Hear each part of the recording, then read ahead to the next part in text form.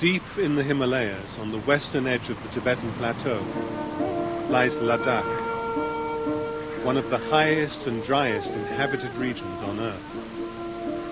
Scorched by the sun in summer, frozen solid for 8 months of winter, this is a place that might seem incapable of sustaining human life.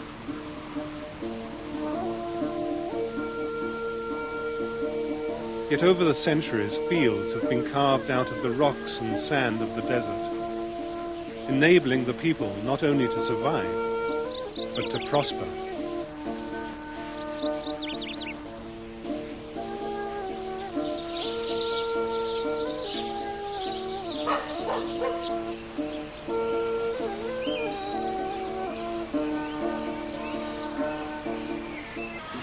Life in Ladakh is clearly more than mere subsistence.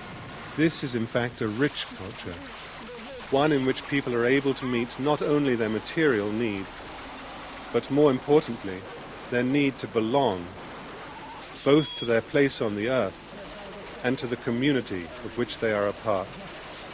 It's important not to idealize traditional cultures. In Ladakh, for instance, there was high infant mortality, and it was very cold in the winter, and people certainly weren't as comfortable as we are in the West today. But if you look at what's important, and the traditional culture really worked, it was sustainable. People had managed to live in this difficult environment for centuries, and people were really happy.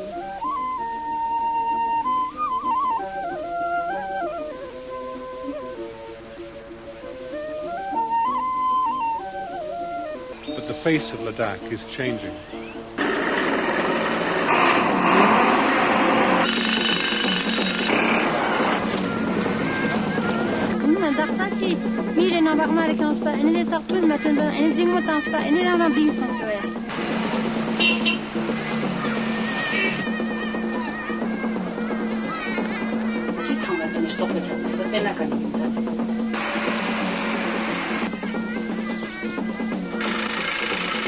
Agriculture is dying. Most people are coming out of agriculture.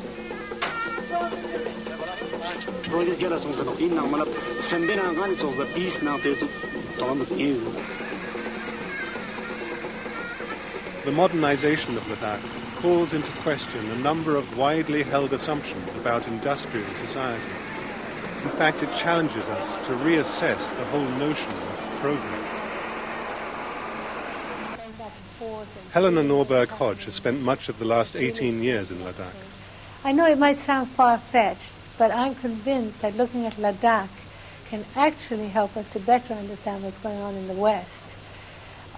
When I first went to Ladakh, there was no pollution, no crime, and people had lived peacefully side by side for centuries. And there was an incredible joy to life. But now, in recent years, I've seen the impact of the modern Western world on the traditional culture. And this ability to contrast the old with the new clarifies a lot of things. It helps to explain the reasons behind many of the problems that we face in the West, the reasons behind environmental breakdown and the breakdown of communities, and more importantly, it helps to show how we might get out of this mess that we've created.